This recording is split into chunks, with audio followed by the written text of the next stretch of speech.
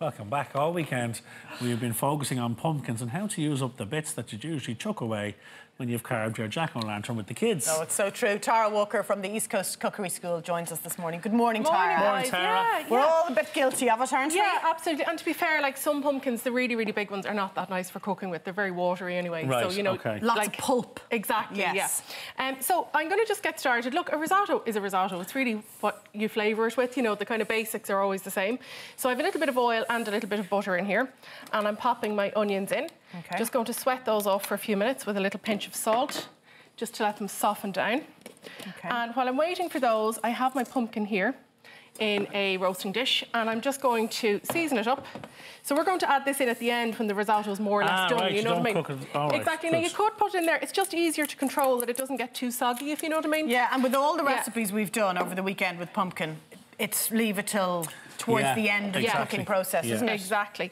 So I have salt and pepper just in there, some thyme I picked from the garden. There's a piece of grass from my garden with it. Lovely. The last bit of thyme in the garden for me. Yeah. Rustic. And I have a little bit of olive oil. And we're just going to pop that into the oven and just let it roast up, get it nice and kind of caramelised and softened, but not too soft. How long would you cook it for?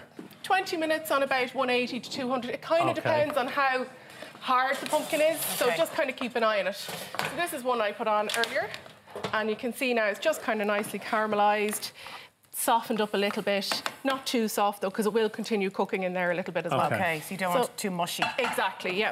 So let me put that aside for a second, and we'll come back to our onions here. So we'll just get the heat up on these. Now, in normal time, you'd give this a little bit longer, you know. Sure. And I'm going to add some mushrooms and some garlic in now as well. And these are little chestnut mushrooms, but I also have some nice dried mushrooms, which I'm just rehydrating here. And they're a great way to get extra flavour. So these are Ballyhura mushrooms, actually. I picked them up in a little market a while ago. You just add them to water? Cork. Yeah, just adding them into water. I don't know if we can see that on camera. Does it matter there. if it's cold or hot, the water? Does it make any odds? Fairly hot is better. It just helps to kind of, And then you can see here, these are rehydrated now. Yeah, lovely. And I'm just going to add them into the risotto for the last minute. So let this just sweat down and caramelise down a little bit. And what we're going to do then, so normally you'd give this a little bit longer, we're going to add our rice in. So I've got Carnaroli rice here. Arborio rice is fine. You're looking for short grain rice, basically. Okay. And we're going to pop that in. This one happens to have a little bit of radicchio in it, but, you know, it's just the one I had in my cupboard at home. So you can use plain either.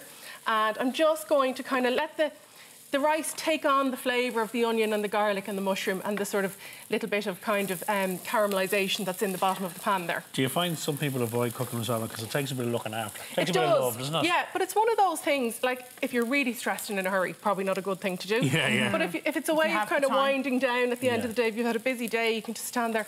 Like, it doesn't take a lot to just add bits of liquid in and stir. Do you know what I mean? Yeah. You can kind of zone out, almost like mindful or something. That's it. So once you've done a little bit of caramelisation of the rice, you can start to add your stock in. I just have a little bit of chicken stock here.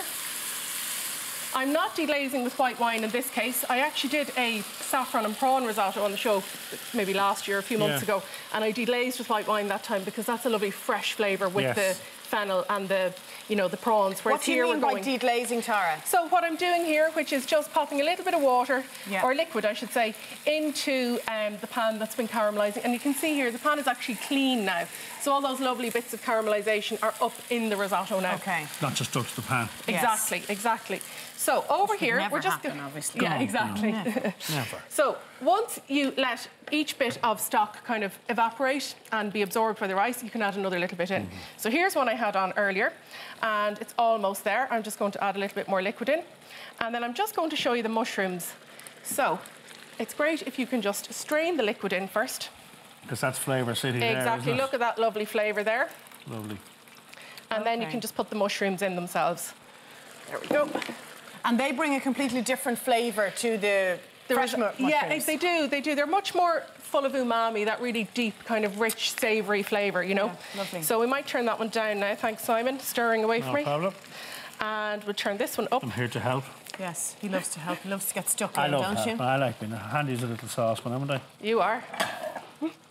So here I have my pumpkin. The trick to it is, Tara, as you say, once that evaporates, add your next bit in. And just keep going until your stock's gone. Yeah, exactly. Well, not so much when your stock is gone, but you like the taste of the rice. I'm going to check this rice now in a second. Until your rice You want is a little bit of bite, but not hard, you know, slightly al dente.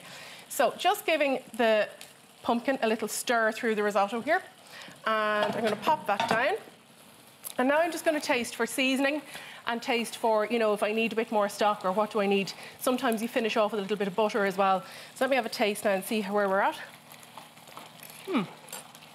Good, you happy? I'm actually happy with that. So all I'm going to do is add a bit of lemon juice in.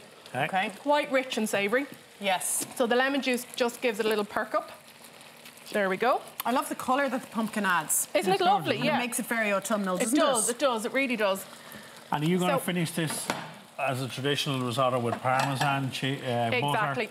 Oh, lovely. I'm not going to put butter in. I've just tasted it there because I did put butter in at the beginning. You did, actually. So I'm actually going to just finish it with the Parmesan and I'll